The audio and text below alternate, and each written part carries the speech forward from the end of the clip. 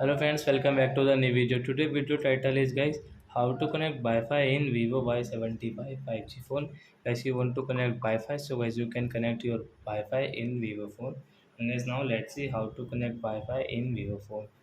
So before starting video friends, I want to tell you if you need my channel and you are watching my video first time. So first of all, go and subscribe my channel, click the bell icon and like my videos. So guys, now let's start video guys. First of all, open your phone setting. And guys, click on network and internet setting. Guys, click on Wi-Fi and guys on your Wi-Fi. So which Wi-Fi guys you want to connect? So guys choose any Wi-Fi guys which you have. So guys I have guys this fiber net. So guys I will click on this fiber net 5G. And guys you can check your password from here guys. And guys you can show and guys you can see connect option. So we will connect. Click here guys. So as you can connect your Wi-Fi guys, you can see after 5 and 6 seconds guys, it will connect in your phone.